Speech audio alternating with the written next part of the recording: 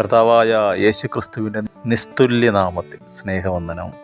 പ്രിയപ്പെട്ടവരെ, ഇന്ന് നമ്മൾ ധ്യാനിക്കുന്നത് യോഹന്നാൻ്റെ 1-ാം ലേഖനം 2-ാം അധ്യായം 1-2 വാക്യങ്ങൾ. എൻ്റെ കുഞ്ഞുങ്ങളെ, നിങ്ങൾ പാപം ചെയ്യാതിരിപ്പാൻ ഞാനിത് നിങ്ങൾക്ക് എഴുതുന്നു.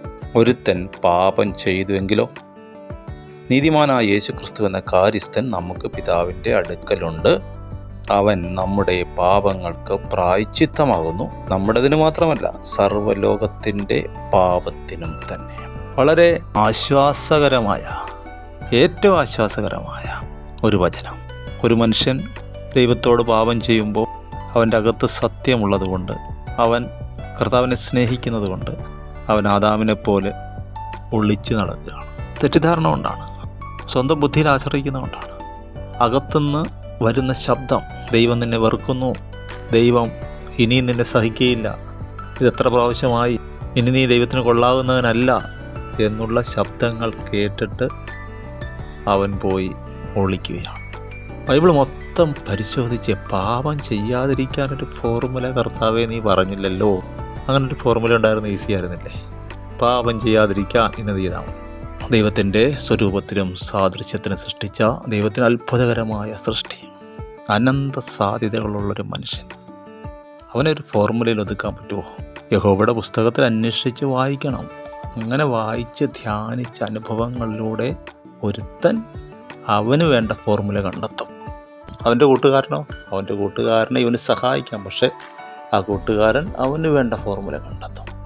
അതാണ് ദൈവവചനത്തിൻ്റെ നിഗൂഢമായ ആഴം. ഇവിടെ പറയുന്നു, നിങ്ങൾ പാപം ചെയ്യാതിരിക്കാൻ ഞാനൊരു കാര്യം പറയാം. എന്താണത്? പാപം ചെയ്യാതിരിക്കാൻ ഞാൻ പറയുന്നത് എന്താണെന്ന് വെച്ചാൽ, പാപം ചെയ്ത ഒരാളുണ്ടെന്ന് ഓർത്താൽ മതി. നിങ്ങൾ പാപം ചെയ്യാതിരിക്കാൻ ഞാൻ നിങ്ങളോട് പറയുന്നു. നിങ്ങൾ പാപം ചെയ്താൽ ഒരാളുണ്ട്, നിങ്ങൾ പാപം ചെയ്താൽ ഒരാളുണ്ട്. അത് ചിന്തിച്ചിട്ടുണ്ടോ? നിങ്ങൾ കള്ള് കുടിച്ചാൽ കർത്താവ് നിങ്ങളെ വിട്ടുപോയി എന്നാണോ? തെറ്റാണത്. നിങ്ങൾ കള്ള് കുടിച്ചാൽ ഒരുപക്ഷെ ബസ് സ്റ്റാൻഡിൽ വെച്ച് നിങ്ങൾക്ക് ഛർദ്ദിക്കേണ്ടി വരും. ചിലപ്പോൾ നിങ്ങളവിടെ വീണെന്ന് വരും. ഒരുപക്ഷെ പോലീസുകാരൻ നിങ്ങളെ എടുത്ത് അവിടെ എവിടെയെങ്കിലും സൈഡിൽ ചാരി ഇരുത്തിയെന്നിരിക്കും. നിങ്ങളുടെ കയ്യിലുള്ള ബാഗും പൈസയും പേഴ്സും മോഷണം പോയെന്ന് വരും. നിങ്ങൾക്ക് സമയത്ത് വീട്ടിലെത്താൻ കഴിയാതെ വരും. നിങ്ങൾക്ക് ശക്തമായ തലവേദനയും ബുദ്ധിമുട്ടും ഉണ്ടായേക്കാം. പക്ഷെ കർത്താവ് അവിടെ തന്നെ ഉണ്ട്. നിങ്ങൾ വീണ്ടും കള്ള് കുടിക്കാതിരിക്കാൻ ഞാൻ പറയുന്നു. ആരെങ്കിലും കള്ള് കുടിച്ചാലോ, കർത്താവ് അവനെ വിട്ടു പോകുന്നില്ല. പക്ഷേ നീ അവനെ വിട്ടു പോകുന്നു. നിനക്ക് അവനെ കാണാൻ കഴിയാതെ വണ്ണം പാപത്താൽ നീ അവനെ മറച്ചു കളയുന്നു. ഇതൊരു വ്യക്തിബന്ധമാണ്.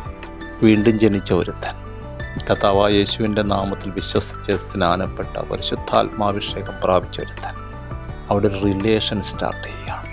ആ ബന്ധത്തിൻ്റെ തീവ്രത വർദ്ധിക്കും തോറും ദൈവത്തിൽ നിന്ന് ജനിച്ചവൻ്റെ അകത്തൊരു വിത്തുണ്ടെന്ന് വചനമുണ്ട്.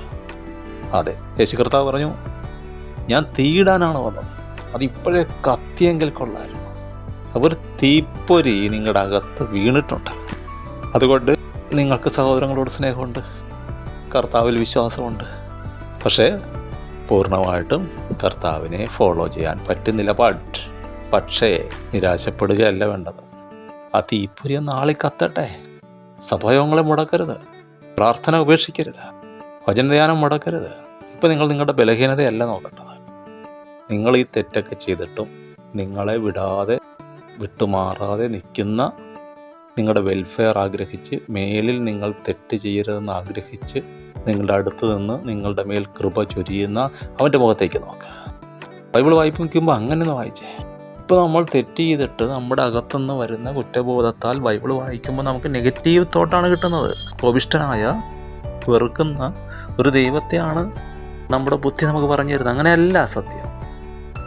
ദൈവം സ്നേഹം തന്നെ. ഒരമ്മ തൻ്റെ കുഞ്ഞിനെ മറക്കുമോ? താൻ പ്രസവിച്ച മകനോട് കരുണ കാണിക്കാതിരിക്കുമോ? അവൾ മറന്നാലും ഞാൻ നിന്നെ മറക്കല. പത്രോസും കൂട്ടുകാരും യേശു കർത്താവ് ഉയർത്തെഴുന്നേറ്റിട്ട് 2 പ്രാവശ്യം പ്രത്യക്ഷനായതിന് ശേഷവും എന്തുകൊണ്ട് പഴയ പണിക്ക് പോയി?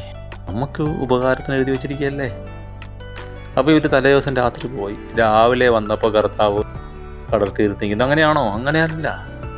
രാവിലെയാണ് കടൽത്തീരത്ത് നിൽക്കുന്നതായിട്ട് വെളിപ്പെട്ടത്. പക്ഷേ തലേ രാത്രി കൂടെ ഉണ്ടായിരുന്നു. ഓരോ പ്രാവശ്യം വലയിടുമ്പോഴും ഒന്നും കിട്ടാത്തപ്പോഴും ഇവനടുത്തുണ്ടായിരുന്നു. പ്രിയപ്പെട്ടവരെ, യേശു കർത്താവ് നിങ്ങളെ സ്നേഹിക്കുന്നു. ആര് നിങ്ങളെ സ്നേഹിക്കുന്നതിനേക്കാളും കരുതുന്നതിനേക്കാളും കർത്താവ് നിങ്ങളെ സ്നേഹിക്കുന്നു. അവന് നിങ്ങളെ ഉപേക്ഷിക്കാൻ കഴിയുകയില്ല. എഴുന്നേൽക്കുക, മുഖം കഴുകുക, കാല് കഴുകുക, ബൈബിൾ തുറക്കുക. ദൈവം നിങ്ങളോട് സംസാരിക്കും. ആ മൃദുസ്വരം, ഇമ്പസ്വരം കേൾക്കുക. അത് നിങ്ങളെ ശക്തീകരിക്കും. നിങ്ങളുടെ അകത്തുള്ള അഗ്നി ആളി കത്തിക്കും. നിങ്ങൾക്ക് മാത്രമല്ല, ദൈവം നിങ്ങളെ അതിനായിട്ട് സൃഷ്ടിച്ചുമില്ല. മറ്റുള്ളവർക്ക് വേണ്ടി കൂടി ഉപകാരമാകാനാണ് ദൈവം നിങ്ങളെ സൃഷ്ടിച്ചിരിക്കുന്നത്. അത് നിങ്ങൾ പൂർത്തീകരിക്കും.